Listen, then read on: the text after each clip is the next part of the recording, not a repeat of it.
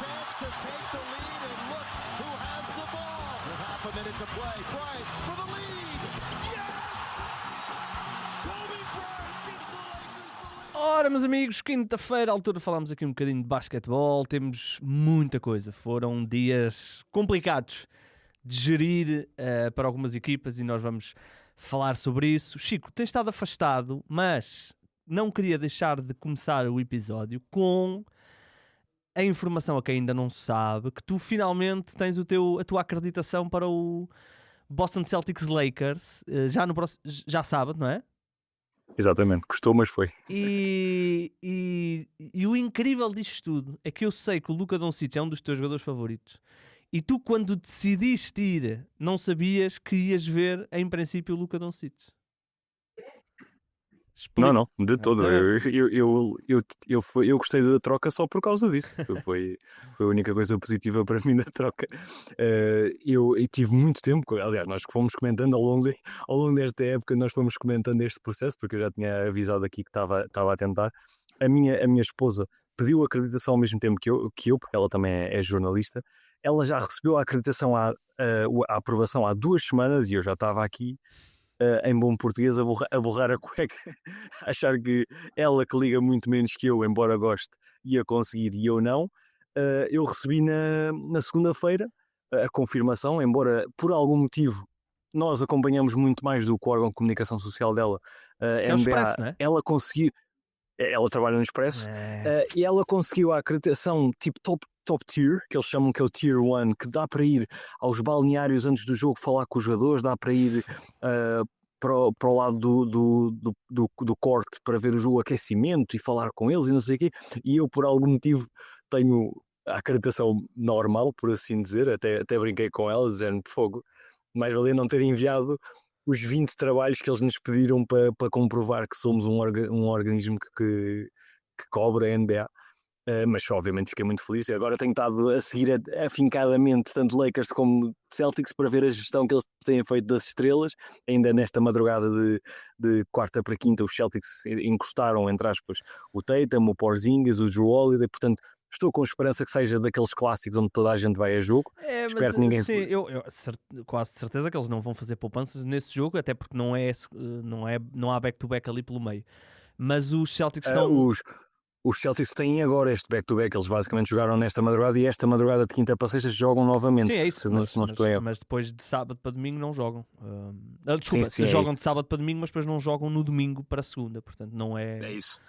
Mas eu percebo o que tu dizes. Mas tendo em conta que ainda por cima vai ser um jogo transmitido... não é só questão de ser histórico, Chico, é que vai ser transmitido nacionalmente na ABC. Portanto vai ser o jogo do dia, e tendo em conta como estão os Lakers, não me parece que os Celtics, porém, e é isso que eu queria dizer, os Celtics estão aqui com alguns problemas porque eles não são bem a encostar o Porzingis já há uma semana que está doente, tanto é que o Nemias tem tido aí umas oportunidades de jogar, e o Jrue Holiday está com um problema que lhe vai durar até ao final da época, no dedo indicador, acho que não sei se é indicador, mas é um dedo da mão direita, portanto eles estão realmente a tentar gerir. Muito bem, Chico, mas espera aí, tu viajas já quando? Viajas amanhã já? Eu já amanhã de manhã. Amanhã de manhã ok. apanho o voo, fico durante o dia em Boston. No sábado fico também durante o dia a ver um pouco as vistas e depois à noite tenho o jogo e no dia seguinte vou para Nova York. Aí não tenciono ver os Knicks porque os bilhetes são mesmo muito caros. E era sorte a mais conseguir acreditação para 2 jogos assim. Não, e eu também estou a dizer isto, eu tenho ideia, salvo erro, que os Knicks vão estar numa road trip sem total certeza durante o período em que estarei lá. Eu sei que os Knicks vão estar em Los Angeles agora nos próximos Pronto. tempos. Não sei se até quando é que vai ser. Então é muito provável que façam ali a costa oeste durante dois ou 3 joguinhos. E eu acho que vi isso na altura. Acho que poderia ver os Nets, mas... Sim, mas não mataste ninguém, né? Também... Não fizeste mal a ninguém. Já me considero muito, muito sortudo por... A minha estreia vai ser o jogo mais histórico da NBA. Muito bom. Com sorte vejo o meu jogador favorito, o LeBron, vejo o Tatum, vejo o Brown e com sorte ainda, um bocadinho mais de sorte, o Nemias. Sim, pá, o Ricardo estava-me a dizer que se levares uma bandeira de Portugal e o Nemias vir, ele tira foto. Então opá, eu pensei muito nisso, mas depois pensei, eu vou estar ali a ir para o meio dos jornalistas e estar com uma bandeira. Sim, e nós pode não temos, ficar muito bem. Não, nós temos essa ideia. Eles garanto que não levavam a mal. Nós temos um bocadinho essa teoria, não é? Nós somos mais púdicos, acho que somos mais púdicos do que eles nessas coisas. Somos Mas já uns coaninhas. até já comentei. Sim, em bom português é isso. E até já estive a conversar um bocadinho com o Rui Mascarenhas, que é um dos nossos ouvintes, que ele vive em Boston, né? É um adepto ferrenho, e ele partilhou com outro dos nossos ouvintes, admito que agora não me estou a lembrar do nome e peço desde já desculpa, que o preço dos bilhetes estava para ir lá para a Conchichina do pavilhão a $700. Pois. Eu quando vi há 3 meses estava a 350. É para se ver também o impacto que teve a troca de Luka, o bom momento dos Lakers. Yeah. Exato. Portanto, estou muito entusiasmado e eu acho que a partir do momento em que o jogo passar, a minha vida vai ser sempre a descer. Por isso... É uma boa coisa para tu dizeres à tua mulher. Não é este episódio. Não, ela ouve, tanto é que tem acreditação nível 1 e nós só temos nível normal. É verdade. Olha, eu brinquei com ela e ela assim, mas eu não quero ir ao balneário. E eu, tá bem, mas puderes ir lá, claro que vai ao balneário. Vai ao vais balneário, ver. vai falar com os jogadores e vai mandar para o 0-0. Exato, e eu digo que fui eu que gravei. Exatamente. Olha, Chico, muito fixe. Vais lá estar quanto tempo? Uma semana? É uma semana, volto no próximo sábado, dia 15. Então para a semana não conto contigo, para me contar as histórias. É verdade. Eu agora ando desaparecido, que é para tu teres mais saudades. É verdade, pá, andavas em Roma, depois eu é que não estive, portanto andámos aí desencontrados 2 quintas-feiras. Olha, vamos aqui a uns layups, algumas coisinhas muito rápidas para tocarmos. Nosso tema principal, como não podia deixar de ser, Dallas Mavericks. Layups é bom que isso eu fazia. Se fosse para afundar é que eu já não consigo. Não. Olha, deixa-me só dar aqui um shout-out ao Johnny Blunt 60, é o seu nickname no YouTube, porque o Johnny Blunt, se eu estiver a traduzir isto bem, Blunt é charros, portanto Johnny Blunt. Johnny Blunt 60, que foi o primeiro a comentar no YouTube, e ele disse que por ser o primeiro deveria merecer um shout-out no episódio desta quinta-feira, e eu vi e apontei. Johnny Blunt 60, shout-out para ti, deduzo que te chamas João, vou acreditar. Olha, algumas coisinhas. 50 mil pontos de LeBron James em playoffs e fase rolar, exatamente. É de longe quem está mais nessa lista. A lista tem o Karl Malone, os nomes normais, o Karl Malone, o Wilt Chamberlain, tenho aqui a lista, o Karim com 44, Karl Malone com 41, Kobe com 39 e Michael Jordan com 38. Portanto, o segundo classificado, Karim, 44. Este indivíduo já vai com 50. E não vai ficar por aqui, não é? Porque provavelmente vai chegar aqui aos 52, 53, se não mais. E mais do que isto, Chico, ele foi também eleito jogador do mês na Conferência Oeste. Estamos a falar de alguém com 40 anos. E esta troca do Luka, que certamente vamos falar dela mais lá à frente, parece que rejuvenesceu o LeBron. E quem vê os jogos dos Lakers, defensivamente incrível o que o LeBron está a fazer, e ofensivamente brutal também. Eu, por acaso, estava com muita curiosidade de voltar, obviamente, porque gosto sempre de ir falar contigo, mas mesmo, eu sei que já falaste brevemente disto com o Ricardo, e o Ricardo também tocou nisso no seu artigo de opinião, porque eu fiquei estupefacto com a melhoria defensiva coletiva da equipa, porque não deixa de ser muito curioso tu perderes um dos melhores defesas, não digo da Liga, mas da história da Liga, e de repente toda a gente parece que melhorou nesse parâmetro. Mas a defesa já, portanto, os Lakers já são a melhor defesa da NBA desde o dia 15 de janeiro, portanto, já com Anthony Davis. Sim. Sabes que ajudou muito aos Lakers ganharem de repente dois extremos, que foi o Dorian Finney-Smith e um que já lá estava, que era o Vanderbilt. E os Lakers mudaram o seu esquema defensivo para uma pressão brutal na bola, depois começaram a deixar os atiradores sozinhos, mas os atiradores que eles querem deixar sozinhos, portanto, os Russell Westbrooks desta vida, e portanto, e depois agora ainda acrescentas um Luka Doncic que, com todos os seus problemas defensivos, on-ball, off-ball, é um bom defensor no sentido em que é grande, ajuda-te nos ressaltos, ativo com as mãos. Claro que perdemos rim protection e não tenho dúvidas que isso nos playoffs se vai notar, mas em fase regular, em que as equipas não preparam tanto um jogo de quinta-feira à noite em Los Angeles, a coisa funciona bem. Agora vamos ver o que é que isto vai implicar e vamos ver que nível é que LeBron James ainda nos vai dar, não é? Sim, e obviamente tens uma grande diferença ao nível dos postos, mas depois tens a magia do Luka que transforma qualquer poste de 2 estacas num poste de relevo. O Jackson Hayes andava ali meio perdido na rotação e agora de repente está a ser muito eficaz nos seus minutos, está a ser muito útil.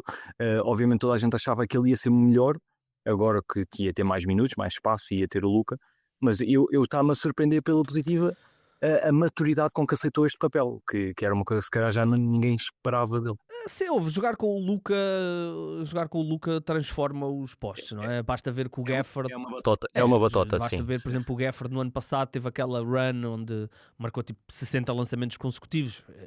Anteontem, no jogo dos Lakers contra os Pelicans, o Jackson Hayes, a certa altura, estava 15 pontos, 6 em 6, porque todos os seus lances... É que não é só ter o Luka, é que depois também há o LeBron, que a nível de passador para postes não fica atrás do Luka Doncic por muito. Portanto, todos os jogadores beneficiam de ter Luka e ter LeBron. E ofensivamente, acho que ainda não estão no potencial inteiro, como é normal. Basta ver que em certos momentos o LeBron e o Luka, até tivemos aquele momento engraçado que foi comparado com aquele filme muito conhecido de basquetebol que agora estava a faltar o nome. Eles ficaram a passar.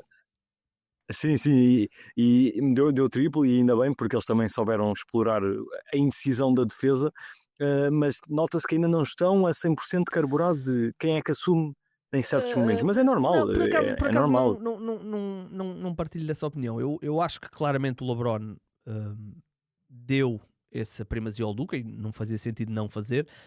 Eu acho que só houve alguns soluços nessa afirmação porque o Luka veio da lesão mais grave da sua carreira, que lhe custou um mês e meio, e estava a lançar, o Luka estava a lançar abaixo de 40%, o Luka estava a lançar 27% de 3 pontos.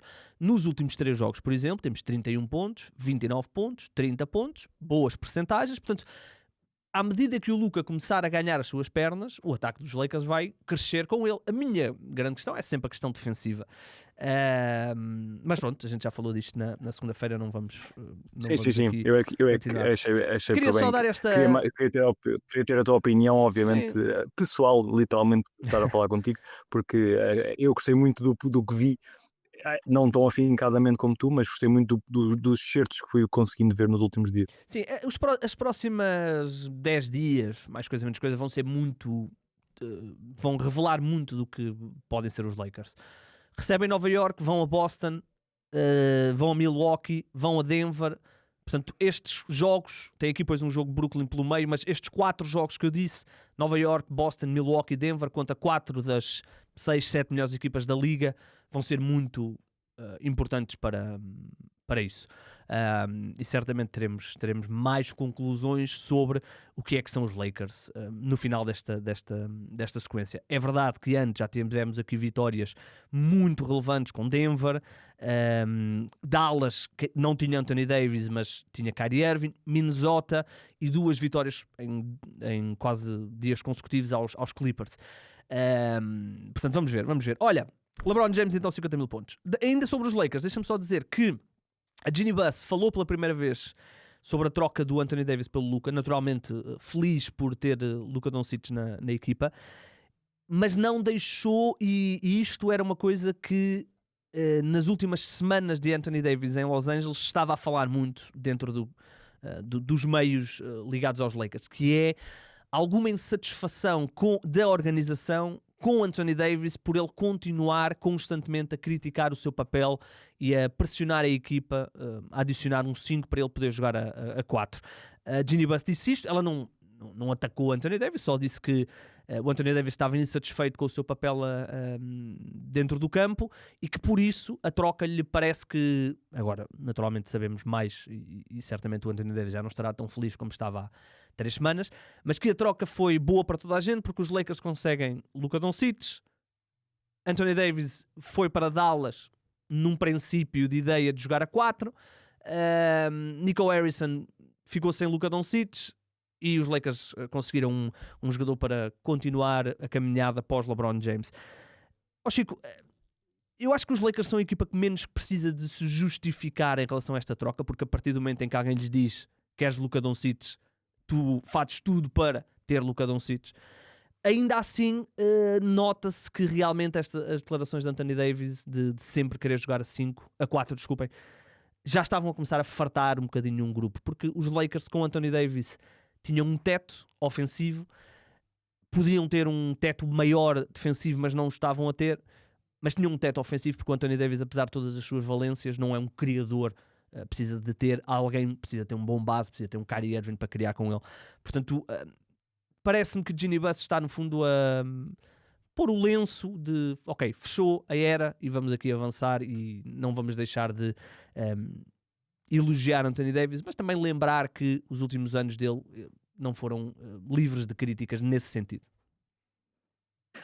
Pois eu concordo contigo nesse sentido. Eu acho que eles não tinham que justificar nada, porque como tu disseste muito bem, acho que quase se calhar 90% dos adeptos dos Lakers aceitaram a troca 99. sem pensar que sequer duas vezes, se calhar 99 sim, mas e se calhar para começar acho que não havia grande necessidade de ir enfatizar isso, eles foram elogiados pela troca.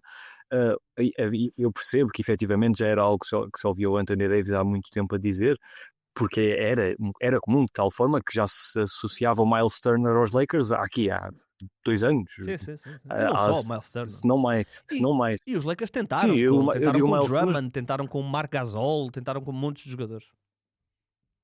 É verdade, ou seja, os Lakers sempre tentaram potenciar esse desejo do Anthony Davis e nesse sentido dou-lhes esse mérito porque tentaram agradar dentro dos seus possíveis, porque eles tinham as suas limitações também de cap space e de espaço no plantel, tentaram sempre agradar. Neste caso, acho que também foi a tua ideia final no teu discurso agora, que foi para colocar um ponto final.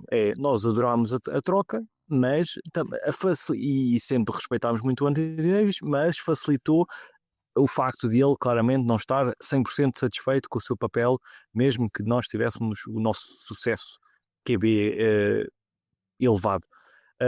Acho que foi quase que uma validação final da parte dele para quase que suavizar os tais 1% que não estavam totalmente agradados com a troca. Acho que se calhar foi essa um pouco a sua ideia. E a verdade é que o tempo passou, foi curto e já toda a gente sabe quem ganhou esta troca. Sim, já vamos falar disso. Deixa-me só tocar aqui só em mais 2 coisinhas. Primeiro, uma lesão que terá influência na Conferência Oeste, a lesão do Jaren Jackson Jr., um entorse de grau 2, deverá falhar nunca um período menos de um mês. Ora, estamos a falar de praticamente acabou a fase regular para Jaren Jackson Jr., que, Chico, depois dos 2 anos que Memphis passou, que foram absolutamente caóticos a nível de lesões, que eles chegaram a ter páginas e páginas e páginas de injury reports, havia uma constante que era o Jaren Jackson estava saudável e agora não está. E os Memphis estavam aqui ou estão ainda, claro, numa luta que lhes pode dar o segundo lugar no Oeste, perdendo o Jaren Jackson Jr. Perdendo o Jaren Jackson Jr. podem cair aqui numa situação complicada, porque o Jaren Jackson estava a ser o melhor jogador deles de longe, tanto é que foi All-Star. E mais importante que isso, Chico, vamos ver quando é que o Jaren Jackson Jr. vai regressar, porque o Jaren Jackson era o grande favorito a ser Defensive Player of the Year, e se ele não jogar mais esta época, vai terminar com 59 jogos. Eu não sei se, por exclusão de partes, o Wembanyama e Jaren Jackson, o prémio não vai cair na mão do Evan Mobley. Isso assim até parece que foi uma corrida fácil, se formos a ver no final da época, parece que foi uma corrida fácil para o Mobley. Chico, a corrida estava decidida ao final da primeira semana para o Wembanyama. Wembanyama perde. Era uma corrida a 2. Se o segundo não puder ir, não é que seja fácil. Claro, não quero minorizar a grande época do Evan Mobley, mas o prémio cai-lhe na mão, no fundo, não é? Sim. Mas é uma queda, uma ausência de peso mesmo para os Grizzlies. Basta ter visto alguns jogos dos Grizzlies ultimamente e percebemos que a equipa sobrevive bem sem o Ja Morant, por muito que muita gente aponte o Ja Morant como a principal estrela, não sobrevive nada bem sem o Jaren Jackson. Ainda agora perdem com o OKC num jogo muito tranquilo para o OKC. Mesmo que o Shea tenha feito um grande jogo, defensivamente a equipa sente muito o Zach Edey e ainda está longe de poder ser essa âncora defensiva. A equipa perdeu um pouco sem o Marcus Smart, sem esses nomes que foram conseguindo colecionar ao longo dos anos, e está um pouco nessa readaptação. Sem o Jaren Jackson, nota-se muito essa ausência, tanto a defender o garrafão como a defender o interior, porque ele sempre teve essa maleabilidade defensiva. Eu sou grande fã do Jaren Jackson. Tenho pena que ele acabe, entre aspas, espero que não seja isso, uma grande temporada desta forma. E os Grizzlies, há ali alguma maldição também, porque eles conseguem sempre potenciar grandes jogadores, grandes jovens, arranjam jogadores um pouco como Miami sempre fez, jogadores que ninguém conhece, eles vão conseguir ali arranjar grandes talentos, mas no entanto nunca conseguem ter a consistência física necessária para chegar se calhar ao nível do OKC, para chegar ao nível do que Denver conseguiu, e isso vai atrasar muito o projeto nos próximos anos. Sim, é realmente impressionante a quantidade de lesões. Eles são de longe a equipa que nos 2 últimos anos mais sofreu. Mesmo os miúdos que eles descobriram no ano passado, miúdos, entre aspas, mas aquela malta, o Gigi Jackson, o Vince Williams, que no ano passado, no meio daquele caos, apareceram, mesmo esses também estiveram com lesões graves, portanto, realmente é complicado. E atenção, porque eu estava aqui a olhar para a classificação, mesmo com esta época, e tendo em conta que, por exemplo, ainda ontem o Ja Morant jogou, mas veio dizer que não devia ter jogado porque está lesionado, há aqui um cenário muito possível de Memphis começar a cair aqui em alguns lugares e acabar até aqui na luta pelo 7º de lugar de play-in, ou neste caso na luta pelo 6º. Eles para já têm 4 jogos de avanço a essa luta, que é neste momento entre Golden State, Clippers e Minnesota. Eles podem cair para esta luta e depois numa época onde andaram sempre em segundo, terceiro, podem acabar ali no play-in, e as lesões realmente são importantes.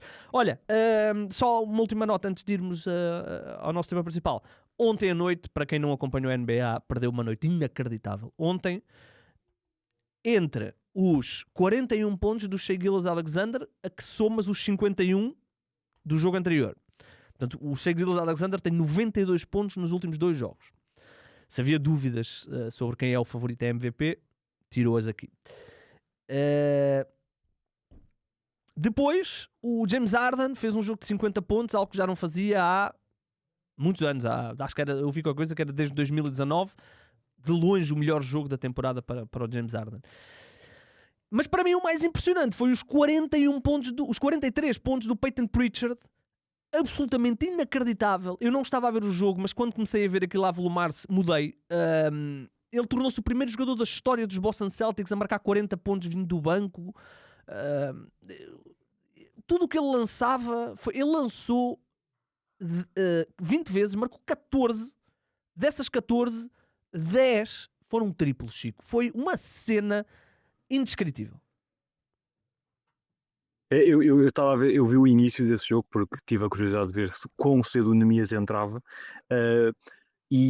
no início achei, e aliás basta ver os minutos iniciais, achei que aquilo ia estar bastante tremido para Boston, com as ausências que já referimos, da gestão que têm estado a fazer, gestão e não gestão, com a questão da doença e da lesão do Jrue Holiday. Eu pensei, bem, isto é mesmo jogo para o Portland fazer aqui uma surpresa que ninguém está à espera. E do nada, uma pessoa pensa, bem, no meio de tantas ausências, aparece o Derrick White, aparece o Pritchard, que está cada vez melhor, cada vez mais confiante e cada vez mais abraça esse espaço que lhe dão a partir do banco.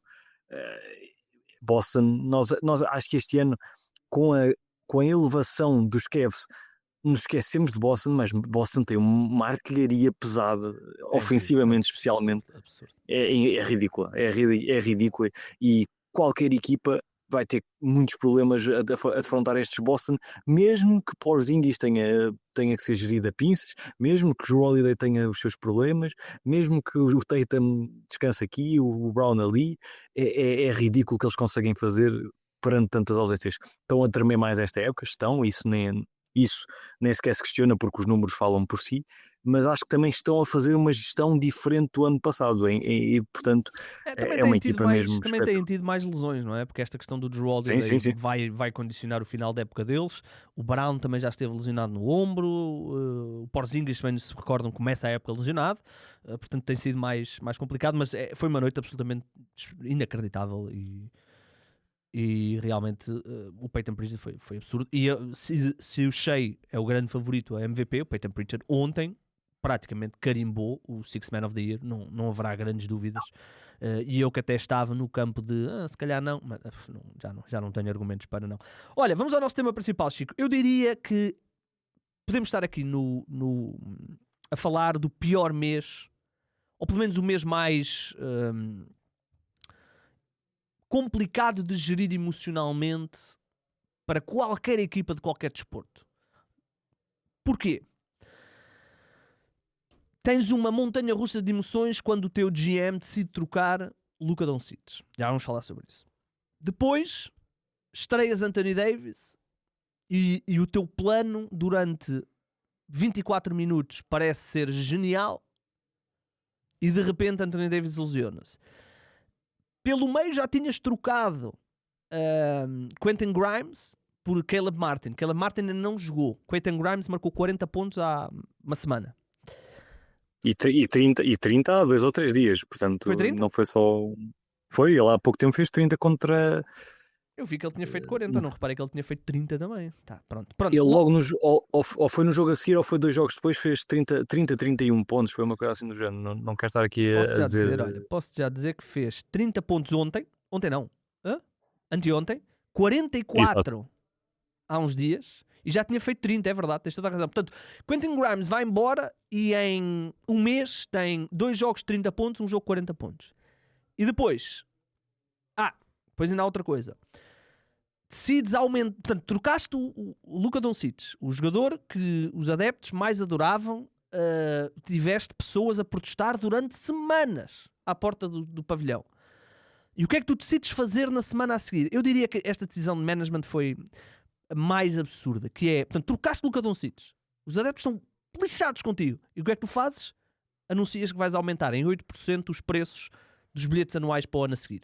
Portanto, tu acabaste de trocar o jogador que toda a gente adorava, o jogador pela qual as pessoas iam ao pavilhão, e decides, olha, não só não tem o Luka Doncic, como agora tenho que pagar mais 8% nos bilhetes de época. E no dia a seguir, quase cosmicamente tudo ligado, Kyrie Irving sofre uma ruptura do ligamento cruzado. Chico, o que dizer deste mês? Antes de começarmos a dar as nossas opiniões, independentemente deles terem razão ou não na troca, acho que concordamos que não, mas independentemente de tudo, o que é que se pode dizer disto? Olha, eu posso dizer que é um mês daqueles que custa muitos trabalhos e milhões de dólares a muita gente. Porque tu referiste a questão dos 8%, eu por acaso ia tocar nisso, porque é daqueles aumentos que facilmente vai mudar consoante o desenrolar desta história, porque se a equipa continuar a piorar, não me admira se um Kyrie quiser mudar de ares, porque a verdade é que o Kyrie foi para ali, como muita gente vai, para jogar com o Luka, por muito que o Anthony Davis seja um grande jogador, não é a mesma coisa, não é o projeto que lhe venderam inicialmente. Não me admirava nada que o Kyrie, que tem esse histórico, pensasse bem, está na altura de ir pôr os meus serviços noutro sítio, e isso a partir daí, como nós bem sabemos na NBA, é todo um dominó, porque a partir daí facilmente a equipa transforma-se numa equipa de rebuild, e tudo muda, e os 8% se calhar ficam 8%, mas é negativos, é abaixar os 8%, é baixar 8% do valor dos bilhetes de época.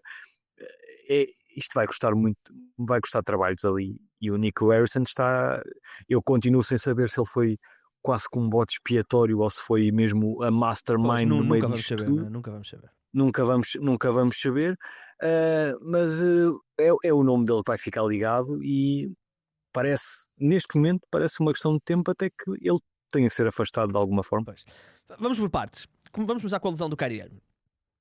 Eu vi muita gente a dizer que o primeiro ponto que eu quero fazer, é legítimo o dirigente de uma equipa neste caso não é o dono, mas é o homem que o dono colocou à frente da equipa, é legítimo que ele decida. Não é com Luka Doncic que vamos ganhar, é com ele. É legítimo. Podemos depois, e avaliaremos, claro, se está errado ou certo. A grande maioria acreditou que ele estava errado, mas é legítimo, é legítimo. Depois, o que é que não é legítimo? O que é que não é... Qual é que é o aspecto criticável? O aspecto criticável é tu, ao trocares alguém de 25 anos por alguém de 32, vais encurtar a tua janela, e ele assumiu isso, que era uma janela de 3 a 4 anos. Tu colocas-te nesta posição de, ok, se com Luka Doncic, que a nossa janela é até 2030, vamos imaginar, é mais, mas vamos imaginar que é até 2030. Se nós perdermos um ano, ainda temos 4 ou 5. Se tu perderes um ano de uma janela de 3, já só tens 2. Este é que é o grande mistério da troca. Porque é que tu haverias de encurtar a tua janela? E este para mim é que é a coisa mais fascinante, porque aquilo que nós tanto dissemos aqui, de porque é que raio é que tu havias de encurtar a tua janela expondo-te ao risco, o risco apareceu. E Kyrie Irving lesionou-se, e pegando aqui na lesão, nunca será abaixo de 10 meses. Nunca será abaixo de 10 meses.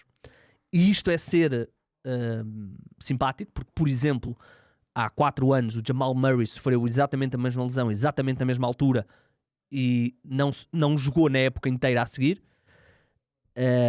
Portanto, o Kyrie Irving é mais velho que o Jamal Murray, portanto, e não é só o ser mais velho, ele vai ser free agent, vamos falar do contrato dele. Portanto, a probabilidade do Kyrie Irving jogar em 2025, 2026, eu diria que está nos 5%. Portanto, tu neste momento arruinaste uma época e provavelmente arruinaste a seguinte.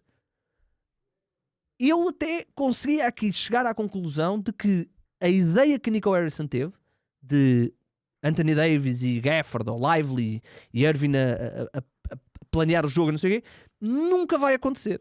Porque o Kyrie Irving tem apenas o próximo ano de contrato e é uma player option. Anthony Davis, quando o Kyrie Irving regressar, vai estar com 34 anos. Que jogador é que Anthony Davis será com 34 anos? E tudo o resto, os Klay Thompson, os atiradores, provavelmente já não vão lá estar. Portanto, eu diria que a ideia de Nico Harrison durou 24 minutos, que foi a primeira parte do primeiro jogo. Eu já tive namoradas que duraram menos tempo que isso, mas isso é outra 24 história. minutos, Chico? Não, estou a brincar, estou só a brincar. Não, a minha vida amorosa não é assim tão divertida. Agora, aquilo correu estupidamente mal, e é o que tu disseste, tu estavas a referir, e essa analogia nunca tinha pensado dessa forma, mas é o mais correto possível. De um ano perdido com Luka, ainda tinhas 4. Um ano perdido com Anthony Davis, tens 2. Ora, eu ia acrescentar nessa fase, mas não quis também quebrar a tua linha de raciocínio, que é, pelo contrário, se tu perdes um ano de Anthony Davis, provavelmente perdes 2, porque um ano de Anthony Davis vai afetar tudo o que está à volta dele e à volta da equipa, como, lá está, estamos a ver, obviamente, que a lesão do Kyrie não surge por causa da lesão do Anthony Davis, é um azar que acontece, mas é uma possibilidade que pode acontecer sempre na NBA e no desporto em geral. Se o Kyrie Irving se tivesse lesionado, haveria o Luka para ser o ball handler da equipa, e a equipa provavelmente adaptava-se mesmo que perdesse uma grande arma. Perdendo o Anthony Davis, perde o Anthony Davis, perde o Kyrie, a equipa vai ficar uma das piores da liga. Basta ver como é que tem sido os últimos jogos. Porque o Anthony Davis provavelmente já não vai jogar mais esta época, mas não é provavelmente, a não ser que aconteça uma coisa absolutamente inacreditável, mas vai estar saudável no próximo ano. Mas o que é que tu vais fazer no próximo ano com Lively, Gafford, Anthony Davis e sem nenhum ball-handler de elite? Não vais ter como. É isso. Será que eles querem que ele seja saudável para o próximo ano? Se calhar vão ter que assumir que é um ano perdido. E isso é o confirmar que lhes correu tudo mal nesta troca, porque eu acho que eles já não vão, a não ser que as odds sejam contrariadas, eles já não vão a tempo de este ano conseguir um nome espetacular no draft. Isso seria é assim, se eles caírem fora se eles não forem ao playoff, no ano passado Atlanta subiu de 10º para primeiro. Sim. Mas aí eles não podem calcular toda a sua estrutura de evolução e toda a sua estrutura de franchise com a ideia de que vamos saltar de nonos ou 10º ou 13º para primeiros. Não podem fazer isso. Aqui a grande... isso seria jogar contra as probabilidades. Aqui a grande questão é mesmo... o que é que portanto, vamos aqui assumir que Kyrie Irving não joga no próximo ano. Só tens duas hipóteses. Ou tentas e tentas porque estás a tentar salvar a cara de uma troca e acreditas que o Kyrie Irving, quando regressar, poderá estar perto do seu nível e a coisa ainda poderá funcionar. Eu acho que é esse o caminho que eles vão tomar. Ou radicalizas, e Nico Harrison já nos provou que é capaz de radicalizar, e o radicalizar é trocar Anthony Davis já, neste verão, e recomeçar de novo. É que ainda por cima Dallas nem sequer está numa posição onde pode fazer um rebuild agressivo, porque eles têm a pique deles deste ano, têm a pique deles do próximo, mas depois, a partir daí, só voltam a ter a pique deles em 2031.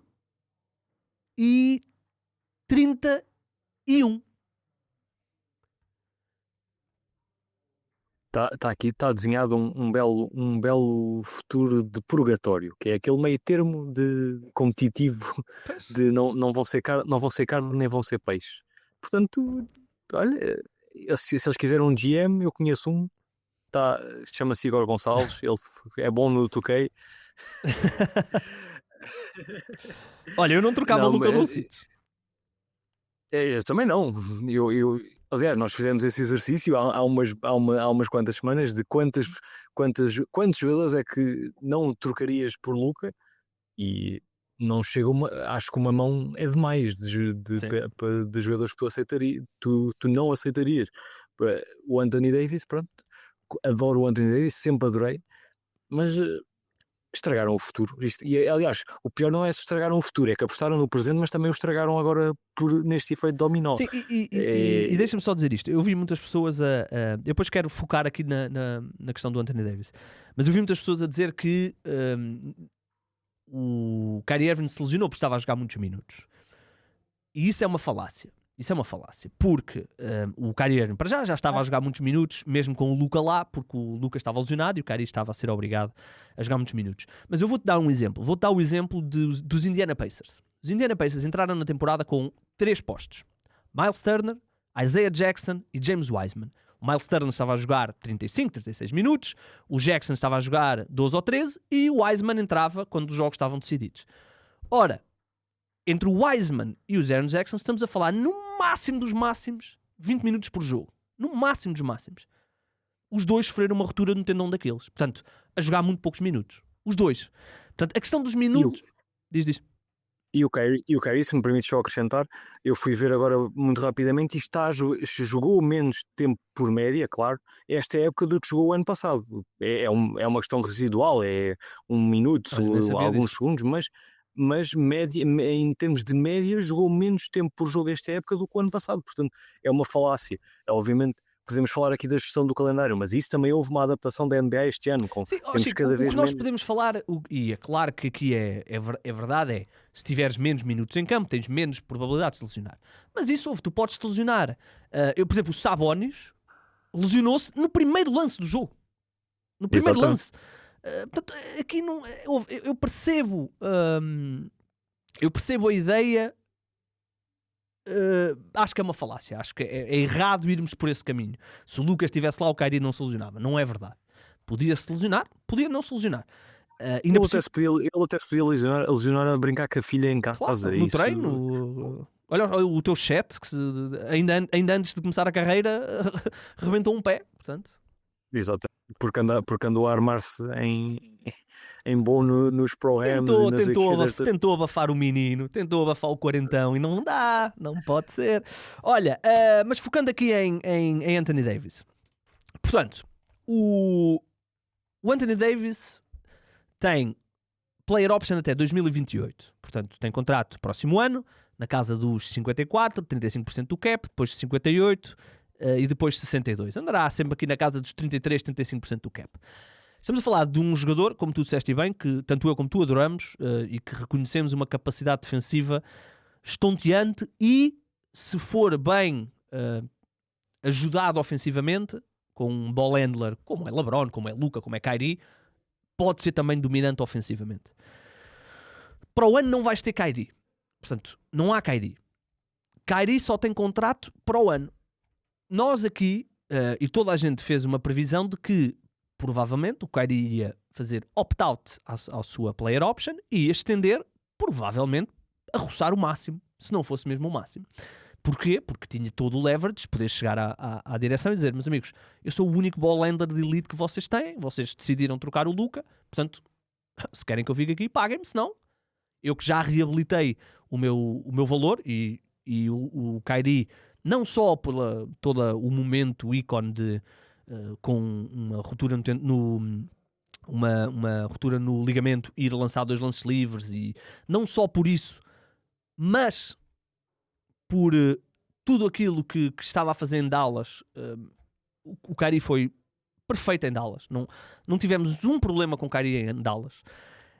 Ele neste momento já reabilitou. Portanto, ele se Dallas não lhe desse um contrato, ele ia ao mercado e provavelmente ia conseguir um max contract em algum lado. Neste momento isso não vai acontecer. Eu diria, eu já não ponho nada para lá do que Nico Harrison possa fazer, mas se Nico Harrison decidir dar um contrato de, nem estou a dizer que seja máximo, mas um grande contrato de muitos anos ao Kyrie, com ele com uma ruptura nos ligamentos, eu vou acreditar que isso não vai acontecer. Mas olhando então, Kyrie para o ano não joga. Portanto, vamos ver se alguma vez mais vai voltar a jogar com uma camisola dos Dallas Mavericks.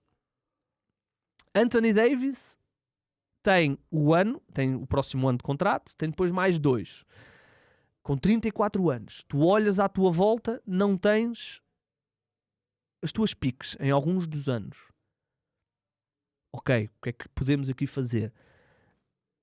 Eu ouvi esta opinião e ao início achei que era descabida, entretanto pensei um bocadinho mais sobre ela e eu não sei se os Dallas não deveriam trocar Anthony Davis. Pois, agora, por acaso, admito que não tinha pensado nessa possibilidade, mas eles agora têm um tempo que têm que segurar, não é? Não estão 100% eles dentro podem chegar ao verão e trocá-lo. É? Ok, eu achava que agora tinha que ficar X tempo Não. por ter sido trocado há pouco tempo. Eu acho que eles não o farão, porque isso era mesmo assumir, nós somos uma nódoa no nosso trabalho e tudo o que fizemos na época passada foi de um amadorismo puro e duro. Eu acho que não o vão fazer.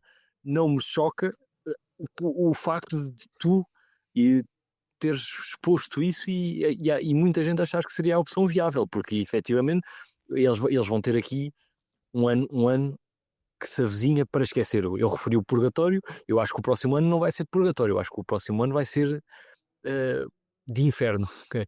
Olha, continuando com esta comparação. E só depois é que viria o purgatório. Fazer essa troca talvez acelerasse o tal processo de rebuild que eu acho que chegará mais tarde ou mais cedo. E que se calhar, desportivamente falando, eu estou aqui a dizer, desportivamente falando, faria sentido assumir esse erro assim, de que foi esta época, no geral, nas várias opções. Mas eu não vejo o orgulho norte-americano e o orgulho deste tipo de dirigentes a fazê-lo. Pois, Percebes? A minha questão aqui é, eu percebo a ideia do se nós não trocarmos, aliás, se nós trocarmos Anthony Davis, estamos a assumir o erro. Mas eu não sei até que ponto é que eles não vão olhar e já que trocámos Luka Doncic, por que não ok, não funcionou. Pá, por questões extra do nosso controle, e é verdade, por questões extra do controle deles, esta ideia que eles tinham não funcionou. Kyrie Irving vai falhar 1 ano e meio, ou vai falhar a próxima época.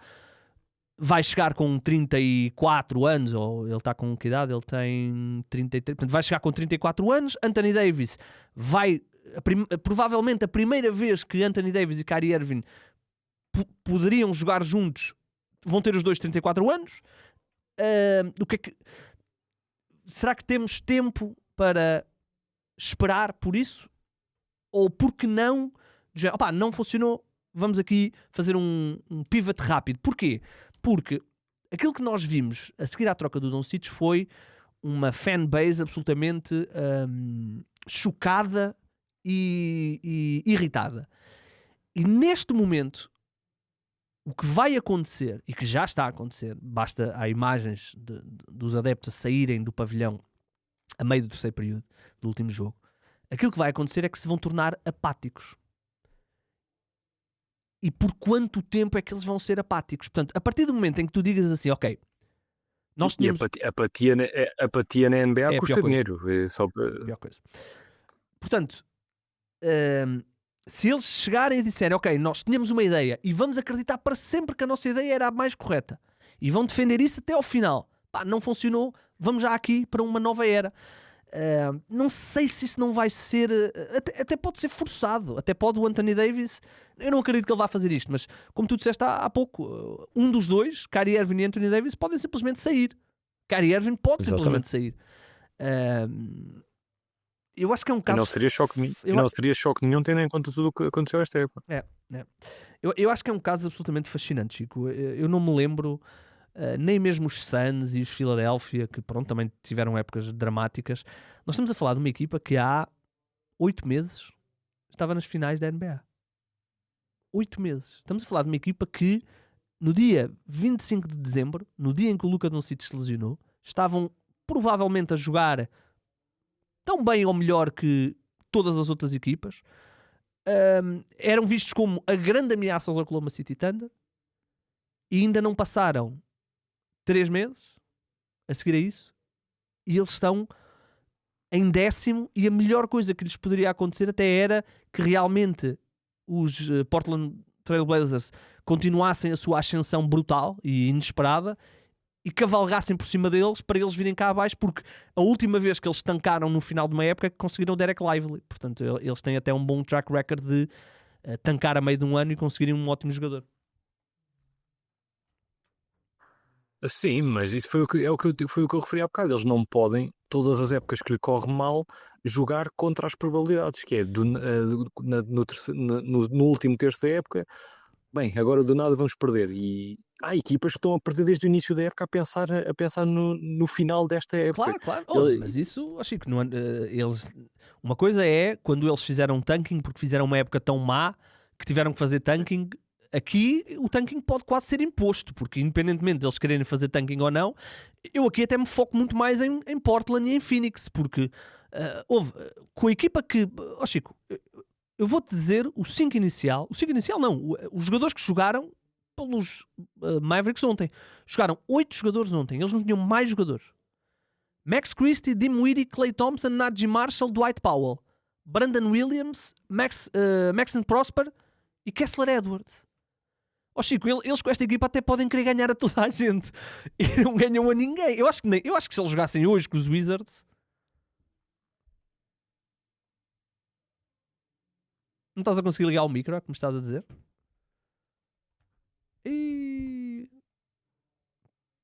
Não, mas eu ouvi-te agora. Espera aí.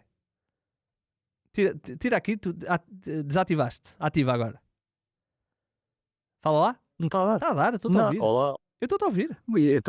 Então tenho a dizer que o nosso StreamYard não quer mudar uma partida, porque isto aparece aqui microfone desligado e aparece aquela mensagem desse tipo microfone silenciado. Não, mas eu estou a ouvir. Agora se alguém tiver a ver o vídeo, eu vou parecer um mimo, que é eu a fazer assim, e sem conseguir falar. Peço desde já desculpa por este momento. Sim, mas só para concluir a tua ideia, é que eu tive a curiosidade de ver um bocadinho de um dos últimos jogos. Deixa-me ver aqui contra quem é que foi no instante para não estar foi isso mesmo. E aquilo neste momento é daqueles casos de equipas tristes que tu vês 5 minutos e pensas, não, vou mudar de canal porque certamente até um Portland-Detroit vai ser um melhor jogo do que este. Não, isso se calhar não deu o melhor exemplo. Pois não deste, não. Não deu. Sim, eu não dei um grande exemplo, mas queria dar um exemplo de equipas de quem não se esperava muito e que estão a competir a um grande nível. Quer dizer, no caso do Detroit é um grande nível.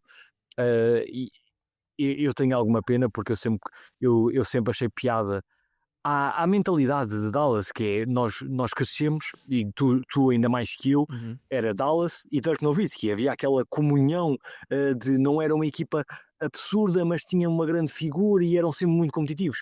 Eu já apanhei só a parte final do Dirk, apanhei a fase do Luka, que era uma equipa que nunca era espetacular e no entanto estava sempre ali a competir, e o ano passado teve o seu auge quando conseguiram efetivamente chegar às finais com uma equipa que lá está, quase ninguém esperava que fizesse aquilo, e agora do nada nem sequer tem essa referência. Por muito que o Kyrie seja incrível, por muito que o Anthony Davis seja incrível, são dois jogadores incríveis que neste momento estão numa fase muito avançada da sua idade e de jogador, que vão ser cada vez mais frágeis. Um deles já tinha um histórico preocupante, o outro nem tanto, mas é normal que surjam estes problemas, e do nada vemos uma equipa a desaparecer, entre muitas aspas, que nós não fazemos futurologia. Podem argumentar, mas isto é NBA, isto acontece a todas as equipas, mais tarde ou mais cedo. Mas tu podes te defender contra isto, não é? Exatamente. E quando tu tens... Dallas é uma equipa, comparativamente com outras, é uma equipa jovem. Dallas foi fundada em 1980. Teve ali alguns anos, com alguns bons jogadores, Mark Aguirre, o Rolando Blackman, teve ali alguns bons jogadores, mas teve um grande momento, que foi quando draftou, no mesmo draft, já não me lembro ao certo como é que foi o processo, mas quando no mesmo draft conseguiu Steve Nash e Dirk Nowitzki. Depois o Steve Nash, pronto, não funcionou sempre, mas Dirk Nowitzki carregou-os a finais, ganharam com fases regulares, foram sempre relevantes e depois, naturalmente, culminou naquele título. E depois tiveram um grande momento a seguir, que era Luka Doncic. Ou seja, tu, quando consegues um talento destes, tu naturalmente vais tentar ganhar com esse talento e vais fazer isto e aquilo e trocas e dás o teu futuro para tentar adicionar, e Dallas fez isso. E, por exemplo, Nico Harrison fez isso. PJ Washington, Daniel Gafford, Kyrie Irving, fez isso. Constróis tudo de forma a, com base na tua grande figura, Dirk, Luka Doncic, Kobe Bryant, LeBron James, Wembanyama, Jokic, whatever, com base na tua estrela, constróis tudo, constróis o teu futuro. O que tu não fazes é enviar a tua estrela para o outro lado, encurtando a tua janela. Isso é que tu normalmente não fazes na NBA. Eu confesso que nunca tinha visto, se calhar nunca mais vou ver.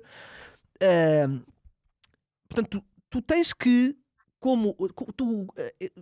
por exemplo, os teus Thunder, que são agora uma grande equipa, mas já foram grandes equipas e nunca conseguiram ser campeões. Porque o título é difícil na NBA. E tu, apesar... Por exemplo, o Sam Presti fez um trabalho absolutamente inacreditável. Ele não sabe se não vai conseguir ir a 7 finais seguidas, e nessas 7 finais o Shai Gilgeous-Alexander vai torcer o pé nas 7. Portanto, ele isso não controla. O que é que ele faz? Coloca o maior número de ovos dentro do cesto para tentar o maior número de vezes conseguir a omelete. Aquilo que Nico Harrison fez foi retirar ovos. Retirou ovos e agora não tem ovos. E agora tem um galo velho que já fez muito, que já ajudou a fazer. Um velho, exato, um galo velho aleijado que já ajudou a fazer muitas omeletes, mas cuja carreira de galo já está a acabar. Olha, estou muito curioso para ver o que é que vai acontecer. Estou curioso para ver. Quero só aproveitar que, se forem adeptos dos Dallas, nós obviamente agradecemos, simpatizamos. Se quiserem um abraço, nós pelo menos um abraço virtual damos. E isso, obviamente, se por acaso discordarem de nós e forem muito otimistas, nós queremos muito ouvir essa opinião. Sim. Eu acho que é difícil ser otimista nesta fase. Vamos ter de esperar. E atenção, não sabemos o futuro. O Chico disse bem, não se sabe se eles não conseguem um jogador que nós nem estamos à espera e conseguem ali uma troca e de repente o Anthony Davis já está a jogar com um Cade Cunningham ou uma coisa assim qualquer, uma coisa assim fora do imaginário, e eles voltam a ser, agora, neste momento, com as armas que eles têm, com o futuro que eles têm, com os problemas que eles têm, é difícil. É muito difícil. E eles colocaram-se na posição de poder ser difícil. E a troca do Luka Doncic vai ser avaliada para sempre. É talvez a troca mais estonteante da história da NBA.